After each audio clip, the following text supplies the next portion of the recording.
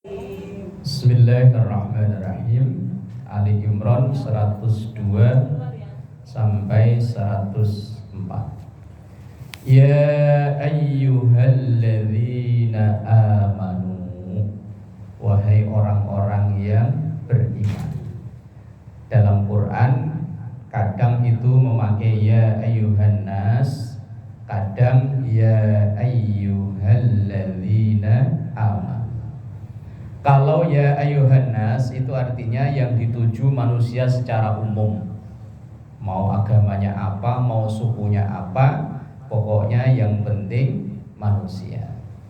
Tapi kalau ya ayyuhalladzina amanu yang dituju spesifik khusus hanya untuk orang-orang yang iman. Apa isinya? Ittaqullaha haqqa tuqatih. Ayat ini kan banyak dihafal ya.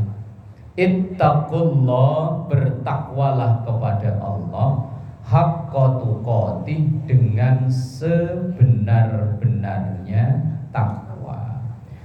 Takwa itu menjalani perintah Allah sekuat tenaga, menjauhi larangan Allah sekuat tenaga pula. Lah perintah Qur'annya haqqa tuqatih, dengan sebenar-benarnya takwa. Wis pokoknya sekuat-kuatnya. Kalau masih kuat jalani. Lah kalau udah enggak kuat lah baru angkat bendera kuning. Lo udah enggak kuat gimana lagi kan? Kalau masih kuat jalani.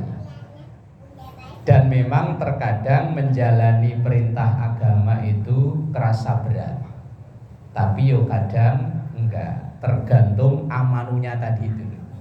Kalau amanunya, rasa imannya itu lagi naik, ibarat casannya itu baterainya full, itu jalaninya enggak abot. Tapi terkadang ketika iman itu lagi turun, ngejalaninya berat. Udah iman lagi turun, cuaca nggak mendukung, lingkungan nggak mendukung pula, tambah abot. Umpama mau berangkat ngaji jam 12:30 berangkat. Kalau cuacanya kayak gini cerah, ini kan enak ya. Udah pas mau berangkat malah mendung gelap. Udah mau mendung gelap, pas buka gerbang rumah rintik-rintik. Udah rintik-rintik, ada yang ngendon-ngendoni. Ngendon-ngendoni bahasa sininya apa? Mana bu? Ngaji nggak ada orang. Tuh di musola belum ada suara. Yang selawatan apa-apa belum ada. Lah, wes tambah abot. Tapi kadang yang jalani apa itu yo enteng. Umpama lo bangun jam 3 atau jam berapa. Itu kadang mau tahajud yo, kadang yo langsung sat-set. Tapi kadang yo entar tahu-tahu ada. Yes, memang begitu. Menjalani perintah agama itu terkandung amanunya. Kalau amanunya, imannya lagi naik, jalaninya itu yo enteng. Tapi kalau amanu, imannya lagi turun, jalaninya yo berat. Les perintah agamanya, perintah Qur'annya, ittaqullaha haqqa tuqatih. Jalani perintah Allah, jauhi larangan Allah itu sekuat-kuatnya, dengan sebenar-benarnya takwa. Wala tamutunna, jangan sekali-kali mati. Berarti gak boleh mati gitu ya? Bukan begitu maksudnya. Illa, kecuali wa antum muslimun, kalian dalam keadaan Islam, jangan membawa Islam. Maksudnya begini, jangan sampai kita mati iman Islam ini lepas dari badan kita, dari diri kita. Contohnya sudah banyak.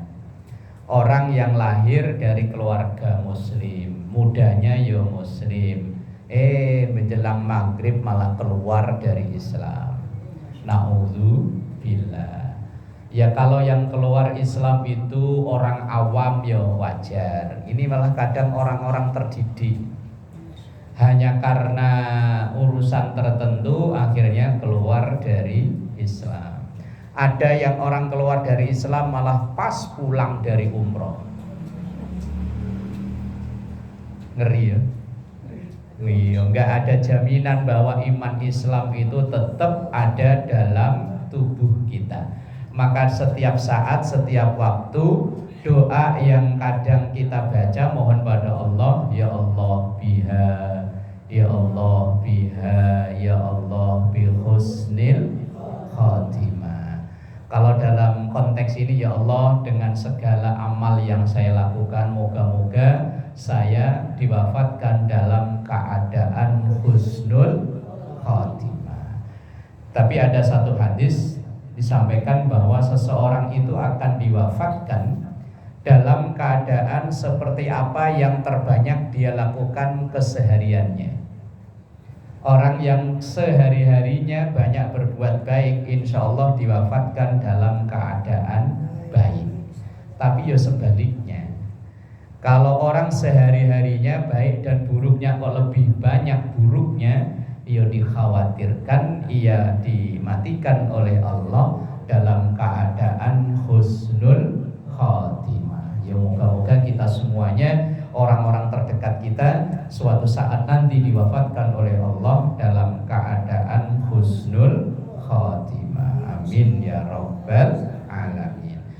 Kita ngaji semampu-mampunya kita, dosa semampu-mampunya kita hindari.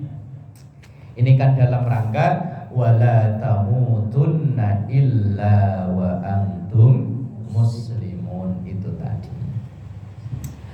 Kemudian wa'tasimu bihablillahi jami'an wa la tafarraqu. Wa'tasimu, berpegang teguhlah, bihablillah, dengan tali agama Allah, jami'an, semuanya, wala tafarraqu, jangan bercerai-berai, jangan saling bermusuhan. Karena yang paling gak enak itu musuhan, paling gak enak musuhan. Apalagi sama orang tetangga, orang satu gangan kok musuhan, gak enak. Lo umpama orang yang kita musuhi ngundang makan-makan, lo ya otomatis kita musuhnya ya gak diundang. Wong musuh kok. Ketemu lagi di acara apa kayak gitu, mau duduk sebelahan ya, lah wong musuh. Lah iya, tapi aslinya orang yang memusuhi itu aslinya orang yang paling perhatian ya malah. Loh, segala apa yang kita lakukan, orang yang musuhi kita itu malah tahu. Kita punya sendal baru aja dia tahu. Kepo mulu masalahnya, apalagi yang punya medsos. Wah, wes. Orang paling ngorek-ngorek tentang kita itu kan ada dua, orang yang seneng sama kita sama orang yang benci sama kita. Kalau orang biasa-biasa aja ngapain? Kalau orang yang seneng, wah, namanya idola ya. Sama orang yang nggak seneng, orang yang nggak seneng itu kita ngapain aja dia tahu. Lo umpama orang satu majelis ada yang nggak seneng, itu dia baru depan musola situ, lihat sendalnya udah tahu. Ya dia hadir, dia ada itu sendalnya ada, balik lagi. Padahal niatnya udah baik mau ngaji. Wes, makanya paling gak enak itu orang musuhan nih, paling gak enak. Makanya kita selesai ngaji sambil kadang sallallahu ala Muhammad salaman. Paling gak itu tanda sebagai saling meminta dan memberi maaf. Nah, ayat Qur'annya wala tafarraqu, jangan saling berselisih, jangan saling bermusuhan. Kalau berselisih itu ya biasa, namanya orang. Rambut boleh sama, hitam sama putih, tapi isinya kan beda-beda. Kadang kita punya anak yang lebih satu aja keinginannya beda-beda. Apalagi orang yang lahir dari bapak ibu berbeda, suku yang berbeda, bahasa berbeda. Ya kalau berbeda wajar, biasa, tapi tidak saling musuhan. Karena orang musuhan paling gak enak. Umpama kita lagi jalan kok jatuh brok, yang kebetulan yang lewat orang yang kita musuhi, apa ya kita tegel, kita tolongin dong. Paling yang malah ogah. Syukurin malah iya. Wes pokoknya paling enggak enak orang punya musuh paling enggak enak. Sebisa mungkin ya wes dikurang-kurangi, enggak enak. Wadhkuru ni'matallahi 'alaikum idh kuntum a'da'an fa'allafa baina qulubikum fa asbahtum bi ni'matihi ikhwana. Wadhkuru, ingatlah kalian ni'matallahi, nikmat-nikmat Allah 'alaikum yang dikaruniakan kepada kalian. Suruh ingat-ingat fa amma binikmati rabbika fahadis. Agar kita ini hidup enggak ngeluh mulu, suruh ingat-ingat bahwa nikmat Allah lebih banyak daripada kurangnya. Tapi kalau orang yang dalam hatinya itu kufur, dirinya itu kayak hidupnya enggak pernah enak. Kayaknya itu enak selalu punya orang. Kayaknya dia itu yang paling termiskin di dunia, sengsara di dunia, kayaknya. Itu orang yang kufur. Tapi kalau orang yang syukur, hidupnya paling enak. Wong kadang enak itu kan relatif ya. Ada orang yang tinggalnya rumahnya bagus, kamarnya bagus, tempat tidur spring bed bagus, tapi nyatanya malam katanya nggak bisa tidur. Ada orang yang cuman kerjaannya narik becak, tidur melungker di becak kok yang ngorok gar. Lah iya, aslinya yang enak yang mana sih, yang tidur di kamar ber-AC apa yang di becak itu tadi? Lah iya. Loh malam-malam saya pernah asli ketemu. Saya tahu dia itu orang kaya, pengusaha. Malam-malam cuman kayak pakai kaos singlet, pakai sarung. Loh Pak Ji, jam sini belum tidur. Tahu nih dari tadi gelisah enggak tidur-tidur. Emang kenapa Pak Haji? Tahu nih lagi mumet. Sementara di Karang Taruna pojokan Kesemek itu kan dulu tukang becak banyak. Tuh Pak Haji itu tukang becak kok 4 orang itu kok tidur kayaknya kok enak banget. Ya iya ya. Itu saya kadang kok mau tidur aja harus minum obat tidur. Lah sementara tukang becak itu kok yo tidurnya kok yo padahal kakinya itu nyamuk yang kerembel. Ya Allah, kadang nikmat itu yang mana ya? Makanya nikmat itu tidak hanya diberikan kepada orang yang berduit, kepada siapa saja yang orang bisa bersyukur yo nikmat. Lah tukang becak bisa nyukuri dirinya turunnya pules. Wadhkuru ni'matallahi 'alaikum, ingatlah nikmat-nikmat Allah kepada kalian. Idh kuntum a'da'an fa'allafa baina qulubikum fa asbahtum bi ni'matihi ikhwana. Idh kuntum, ketika kalian a'da'an, saling bermusuhan. Fa'allafa baina qulubikum, kemudian Allah lunakkan hati kalian. Fa asbahtum bi ni'matihi ikhwana, maka kalian jadilah nikmatnya bersaudara. Jadi ternyata orang yang musuhan itu memang paling gak enak. Dan aronia Allah yang salah satu terbesar adalah orang yang dilembutkan hatinya sehingga bisa bersaudara dengan siapa saja. Saya pernah ada orang curhat, tinggal di perumahan saya enggak enak, orangnya mah saya bilang itu bukan orangnya, tergantung kamunya. Kalau kamunya bisa, kalau orang Jawa serawung itu apa? Sosialisasi, bisa gaul, insya Allah mau tinggal di mana saja sama saja. Orang itu tergantung kitanya. Wong orang hidup itu kan kayak orang ngaca, orang bercermin ini. Kalau di gambar cermin itu kok isinya senyum, pasti yang di depan cermin itu ya lagi senyum. Tapi kalau di gambar cermin itu kok manyun, berarti yang di depan cermin ya manyun juga. Loh orang itu kan tergantung kitanya. Nah, termasuk nikmat besar Allah itu adalah nikmat ikhwana, bersaudara. Lah saudara itu kan belum tentu yang satu nasab, yang sedarah. Ini kita ini yang hadir di sini nih, ada yang saudara. Macam-macam ya. Ada yang dari Sunda, dari Jawa, dari macam-macam. Tapi kita diikat dalam persaudaraan. Ini kalau ada yang kerepotan tanpa diminta kadang yo bantu. Kalau ada yang sakit tanpa disuruh yo besuk. Ini termasuk nikmat. Senikmat-nikmatnya hidup itu kan hidup yang rukun, adem, ayem dengan tetangga kanan kiri. Lah kalau musuhan wes. Itu ayat selanjutnya. Wa kuntum ala syafa khufratin minan nari fa anqadzakum minha. Lah kalau orang hidup kok musuhan serasa kayak minan nar, kayak terasa di neraka. Mau keluar rumah depan rumah musuh. Mau ngobrol samping rumah sebelah kanan musuh, samping sebelah kiri musuh, udah kayak neraka. Itu biasanya berawal dari dirinya sendiri. Kadzalika yubayyinullahu lakum ayatihi la'allakum tahtadun. Begitulah Allah menjelaskan tentang kepada kalian ayat-ayatnya atau tanda-tanda kekuasaannya, la'allakum tahtadun, supaya kalian memperoleh petunjuk. Wal takum minkum, hendaknya jadilah sebagian, berarti tidak semuanya, sebagian. Minkum itu artinya sebagian dari kalian.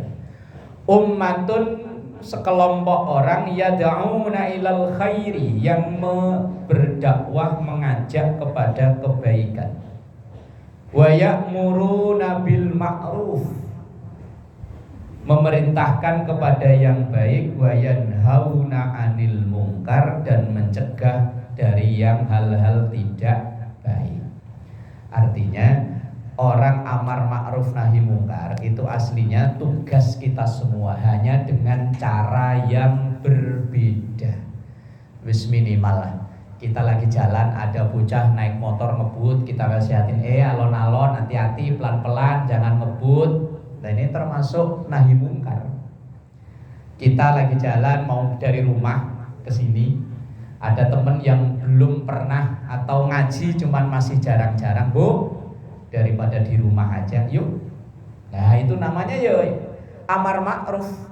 Amar ma'ruf itu bukan hanya yang megang mic teriak-teriak di atas panggung, di atas podium, enggak.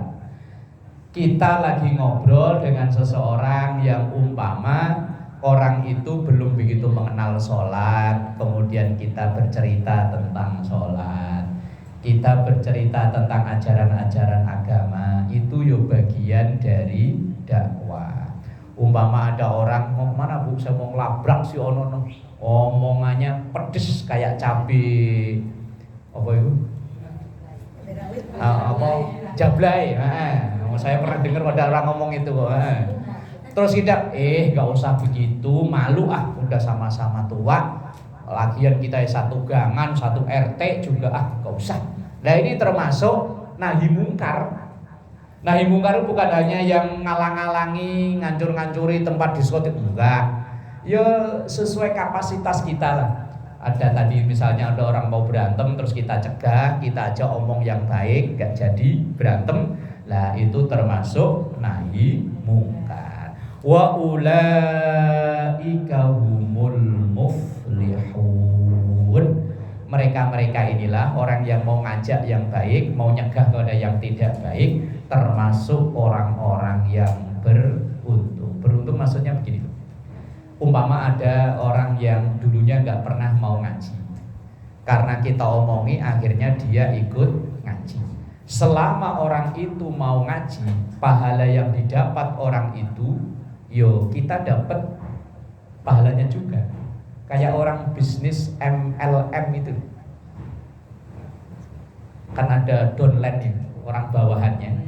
Orang bawahannya itu kalau dapat, maka atasannya otomatis dapat. Lah umpama kita awalnya yang ngaji di sini cuma beberapa orang, kemudian kita ngomong ke orang, kita ngajak ke orang, ada yang ikut, ada yang mau, maka pahala yang didapat oleh orang itu juga sama didapat oleh orang yang ngajak. makanya disebut wa ulaika humul muflihun. Wallahu a'lam bissawab. Al-Fatihah.